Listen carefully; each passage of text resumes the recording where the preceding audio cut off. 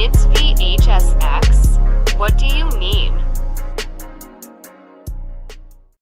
Alright everybody, welcome back to a brand new video. Today we're going to be doing a reaction discussion video from one of you guys in the Discord community. So if you want to be able to suggest videos for discussion, you can go ahead and join the Discord and speak with the rest of us after accepting the rules with the knife emote at the bottom.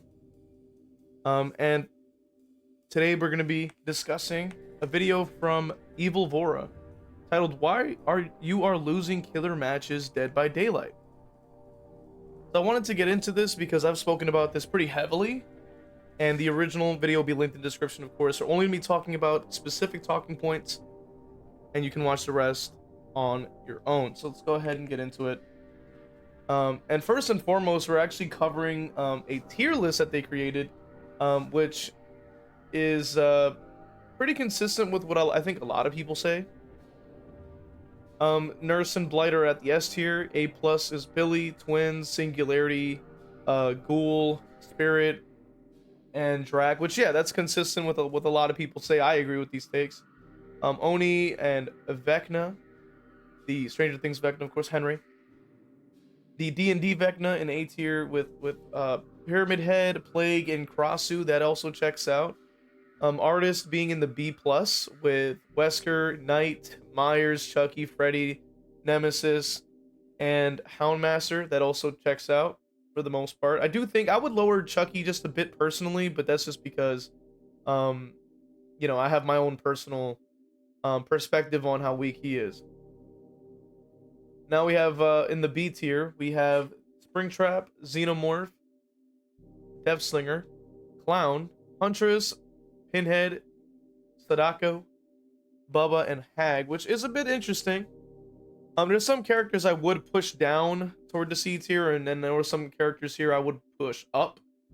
So Sadako I would probably put in the C tier personally. And I would actually move Clown over to C tier as well personally. And then finally in the C tier we have Dredge, Trickster, Unknown, Pig, Doc, Wraith, Legion, Demogorgon, Ghostface, Scully, and then at the bottom is D tier for Trapper. Which, yeah, I mean, I would move Ghostface and Skull Merchant down to D tier personally, but overall, I would agree with most of it. You know, but that's the nature of tier lists. We all have our different version of what we think everybody kind of sits at. So let's go ahead and continue here. Lower tier killers like C, D, B, even B tier killers can be gen rushed, and there's really not much you can do, especially the lower tier killers that lack mobility. Lacking mobility is, you know, a huge factor, and where you lack, you gotta make up for. So if you're not gonna have a lot of mobility, maybe bring Grim Embrace, maybe go for Tunnel Out. Always hook near your 3 gens. That's a very important thing when you do lack mobility, because you basically can patrol multiple things at one time. You don't have. I do agree with that take, though. The one thing I will add, though, is that do not run Grim Embrace on a low tier killer. Grim Embrace is a bit too reliant on a bit of well, it's not as bad as Pain Res, but you do kind of have to get downs at a relatively quick amount of time. Because Grim only gives you 10 seconds of slowdown per fresh hook, so the return on that is not exactly the best, because you're trying to fresh hook somebody with a character that has no mobility. So also no anti-loop. So in some cases, so that is like double negatives right here. Like your chase is bad, your mobility is bad. So Grim is only going to give you, what, 10 seconds for all of that effort you're putting in, especially if you can't even one-shot? If you're playing Skull Merchant where you got a 2-tap, or Pig, or you got a 2-tap, it's like, you're running out of time. Like, you don't have, like, 10 seconds, not even noticeable. So, beyond that, I mean, completely agree. They'll go out of your way to do things. When you play killer, you always want to keep this in mind. Once the match starts, the clock does tick.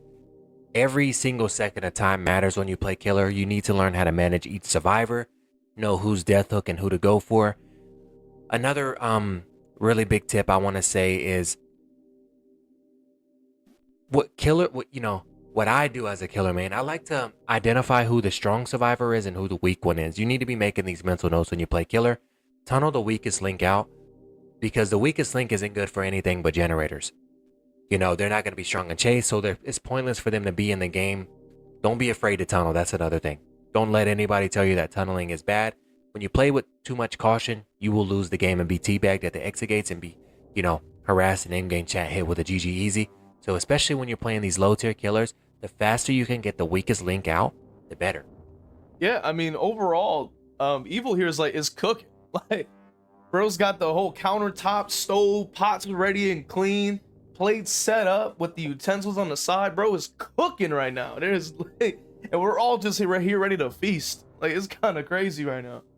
It's not hard to tunnel a weak link, because the weak link will probably be running a lot of perks that they don't need, like finesse and, you know, gen rush perks they do need, but like a lot of chase perks and not decisive strike and anti-tunnel. From my experience, make sure you locate that weak link, get them out of the match immediately. That's fewer hands-on gens, which means, you know, less efficiency from the survivors in general. So that's one thing that you need to make sure you're doing. You know, 16 perks versus 12, there's a big difference, you know. So make sure you get that body out as quick as you can. Yup, I've been saying that for ages. You don't know how many times I've always told you guys to like let go of the, you know, that rule book, that perspective, like the thing that a lot of the community will try to gaslight you into believing. At the end of the day, because like when you're picking a character like Ghostface or Skull Merchant, Trapper, like these characters just do not have a lot going for them. So you should not hinder yourself because you're afraid of somebody's opinion.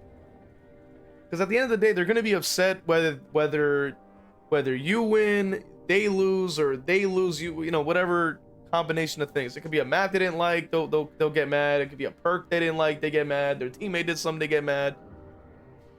Like, you can't please everybody. I've always said this, you can't please everybody. It's impossible. So you're better off just focusing on what you can control, and that's, you know, how you play and your enjoyment of the actual game. And if you are playing, you know, a low tier, you're playing with a massive disadvantage. You don't have the same stuff that the other S tiers are using. You don't have the mobility. You don't have the anti-loop in some cases. So you kind of have to, you know, try to push things into your favor if you're wanting to win. At least win a match. Not everybody's trying to go on a losing streak. You know what I mean? So it's like, just you kind of do your thing. I mean, what is there to do beyond doing your job? Is, you know, to eliminate the survivors. Especially with low tier killers, it's going to be very hard to do. Make sure you're hooking in that 3-gen. That's another very important thing. If you hook in the 3-gen, it extracts survivors off of gens and makes them come into your territory where you're your strongest. You can almost always secure trades. Trades are very, very, very important in the game of Dead by Daylight. Keeping somebody on hook at all times is very important. Keeping those boots off of the ground and on a hook. Making another survivor have to get off a generator and go for the pull. Another reason you may find yourself losing, you probably don't have enough gen regression on the build. This is one of my P100s here. Obviously, we have all gen regression here. You know, my chase will be in my add-ons. If you're going to have chase, make it within the add-ons. You don't want to rely on crutch perks unless you're like a low tier killer. Obviously, you need coup or disillusion, or, you know, with Bubba with bamboozle. If you're playing a B tier or higher, you want, I would say, maybe some aura rating and more gen regression. Not having enough gen regression will make the gens feel like they're moving at maximum speed. You know, take the chase perks off, learn how to mind game, go for tunnel outs and stuff like that. Put gen regression on your build. That's one thing that you definitely do need. Another tip that I do want to give is know how to run killers that, you know, especially if you're just now beginning, run killers that can keep survivors occupied. You know, that's why, you know, this killer here has the highest kill rate. Killers like Pinhead and the Plague and Knight and killers like that are really, really, really powerful these days and age for multiple different reasons. You know, I did have a tier list and people thought Knight was too high, but lots of people that think that don't play enough Knight. Knight has the capability of keeping a survivor occupied at all times for a long time. That's very important. With the Lich here, he has That's a very interesting perspective to kind of put Knight at a pretty high standard because of the fact that they're able to do that. I do understand where that perspective comes from. Um, I just think it's like from where people are probably coming from, and at least even for myself, it's that while he can like Knight can keep people busy, like besides that feature, there really isn't much left. Like you kind of have to still be man with sword. You still have to figure out how to down somebody, um, while that's happening. So like on one hand, it's like I could agree. On the other hand, I go, well, it still kind of sucks to play because you're still don't have mobility really. Your guards can, be all right in some situations. They are quite useful if played correctly. And maybe a lot of people are not really into the idea of having to learn Knight. He probably has a really bad stigma around him too, so people probably hesitate to play him as well, because he's so disliked. Um, but who knows? I can't really speak for everybody. At least for me personally, I don't think I'm like super interested in playing him. But he does have some incredible cosmetics, so maybe I'll give him a chance at some point. But he's also been bugged as well, so I don't know if they patched it either. Like it's really hard to keep track because these characters kind of stay bugged for a very long time. So I mean that's just my own personal reason as to why I don't play him. But let's continue. He's strong in chase. He has mobility. He can locate you, but he does have his boxes that keep survivors off gens and occupied. Onryo, she actually has a decent kill rate, for such a low tier killer because she keeps survivors off of gens, going back and forth. Not to mention she plays the hit and run, and we're gonna get into that here in a second. Better than any other, better than most other killers. So keeping survivors off of gens and running killers that, trapper, they just have to, disarm your traps. You're gonna have survivors chasing you around. You wanna, playing low tier killers is pretty fun until you get into high MMR. Then those killers, you just have to be satisfied with a 2K, and a 3K if you play absolute, if you play for a basement. But yeah, play a little, play killers that keep survivors occupied, unless you're playing a super chase heavy killer like Spirit, Blight, or Nurse. These are gonna be your best friends, keep objective, side quest killers, shall I say. I keep saying survivors. I think I'm saying survivors over killers. You guys know what I mean though. But yeah, keeping those survivors occupied is very important. Another thing I want to talk about is overcommitting. Overcommitting can really, really, really be detrimental to any killer. You don't want to start the game, especially in the beginning. Not to get too off topic, but I do also want to include that your first chase is the most important chase in the game. Setting the tone and getting that momentum on your side is very important. So make sure you come out of the gate swinging. You want this survivor team to know they're in a match. Put fear into their mind. It'll throw them off of their game. Trust me. Fear factor is a real factor in Dead by Daylight. But make sure that chase is very strong. But the beginning of the match, you do not want to overcommit. You don't want to every single team has a best survivor in chase and a worst survivor in chase. You want to get that bad survivor, as I was talking about earlier. Don't overly commit. Don't let your ego push you to commit. Remember, this is not a 1v1. Don't be tricked into a survivor's game. They want you to play it like a 1v1. This is a 1v4, and you got to manage your pressure accordingly. A good way to play, if you're going to get survivors and you feel like they're all good in chase, play hit and run. Hit and run is very, very, very strong. Sloppy Butcher makes it to where they're not going to want to keep healing through your hit and run. Hit a survivor, go to the next. Hit a survivor, chase him a little bit, get a few pallets out, like you'll see, like you guys see me do often. Go to the next. That is also another interesting point. It's really good to hear like other perspectives on sort of the same topics. And I have to say like that Evil here is making a good point. Like it does make sense. If the character is capable of moving quickly, then hit and run is going to work out. Like Wraith, I would say, is like literally the gold standard of hit and run because that's his entire game. Like that's his entire thing. Is to be able to move around quickly, hit somebody, cloak up again, move around quickly, and kind of keep doing that until you can catch them off guard or even use your uncloaking to be able to body block and prevent certain, paths and things like that, corral them into areas, other stuff. It's overall, it's a good thing. He's a pretty decent character. Very mid tier. So with that being said, like I'd highly recommend anybody who's watching this to watch the full video so you can really hear the full in-depth like tips and understanding.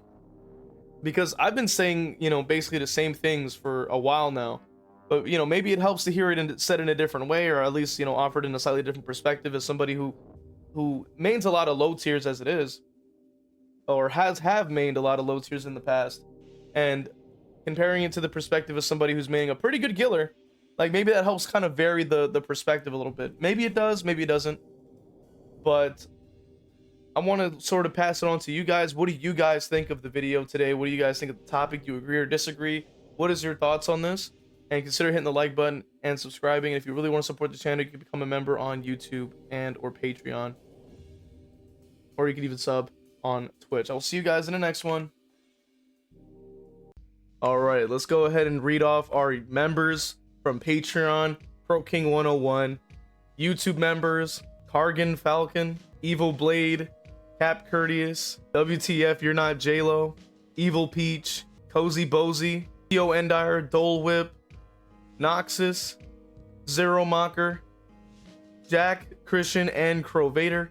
And for the Twitch, we have Final Girl Bunny, Leona Art, Zazabu, Evil Blade, Danica, Crow Vader, Cake is a Road, Zeneron, Ginsburg, Mr. Morik, Kevin, Zero Mocker, Ashai Boo, and Gryffindor. Appreciate you guys supporting. Really means a lot. If you want to become a member, you can go ahead and join through Patreon or YouTube members, or even sub on Twitch. See you guys in the next one.